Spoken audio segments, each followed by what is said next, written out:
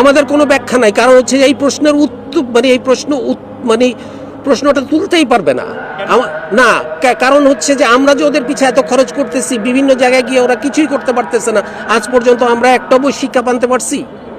কোনো একটা জায়গায় আমরা কতটুকু কি করতে পারছি? আমরা তাহলে তো প্রত্যেকবারই আমরা বলতে পারি যে তোমরা খেলতে পারো না, তোমাদের পিছিয়ে যা খরচ করছি এটার এবার তোমাদের কাছ থেকে আমরা নিতে থাকি, ফেরত দাও।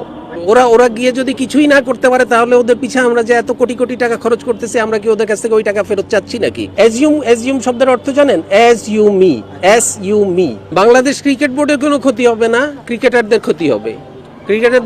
তার কারণ হচ্ছে যে ক্রিকেটাররা খেললে প্রতিটা খেলায় তারা এক ধরনের ম্যাচ ফি পায়।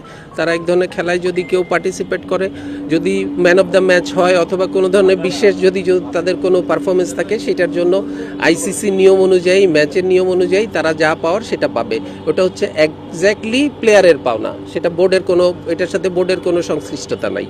মানে বোর্ডের এখানে লাভ বা ক্ষতি কোনো কিছু নাই। বাংলাদেশ এখানে খেলুক বা না খেলুক, এখানে বোর্ডের লাভ ক্ষতির কোনো বিষয় নাই, অন্তত এই বিশ্বকাপের জন্য।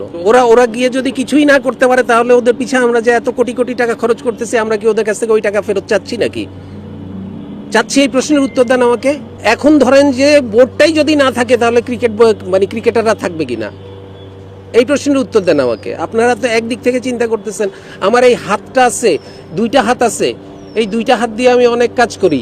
এখন আমার শরীরের সাথে আমার হাত না থাকলে শরীর থাকবে না, শরীর না থাকলে আমার হাত থাকবে না। তো আমার হাত না থাকলে আমার শরীর আর এই হাতের কোনো কাজ আছে? একই রকম, দে আর পার্ট অ্যান্ড দ্য পার্সেল। আপনি একটা বাদ দিয়ে আরেকটাকে চিন্তা করতে পারবেন না, আরেকটাকে বাদ দিয়ে আরেকটাকে চিন্তা করতে পারবেন না। দুইটা they are complementary, they are not against each other. 27 সাল পর্যন্ত আমাদের রেভিনিউতে কোনো কিছু হ্যাম্পার করবে না। কারণ হচ্ছে 2022 সালের যে আইসিসির ফাইন্যান্সিয়াল মিটিং হয়েছে, সেই মিটিংয়ে that has already been set. এর পরের কোনো বিশ্বকাপ বা এর পরের কোনো বাইল্যাটারাল সিরিজ বলি, ইন্টারন্যাশনাল বলি, সেগুলোর সাথে এটার সম্পর্ক থাকতে পারে। সেগুলোর জন্য কারণ হচ্ছে, ধরেন একটা প্রশ্ন করতে পারেন যে আমাদের পরবর্তী যে সমস্ত এফটিপি অনুযায়ী যে সমস্ত দলগুলি আমাদের দেশে আসার কথা, তারা আসবে কি আসবে না, এটার অনেক ইয়েস নো ভেরি গুড প্রশ্ন থাকতে পারে। কিন্তু এতে কিছু আসে যায় না। আমি অবশ্যই ফিনান্সিয়ালি আসে যায়। আমি ওই জায়গাতে আসে যায় না বলতে, আমি এই বিশ্বকাপের সাথে ওটার কিছু আসে যায় না, আমি ওটা বলতে চাচ্ছি। No, we are not taking any stance, we are taking our national interest at the upper hand. No stance, this is not a stance.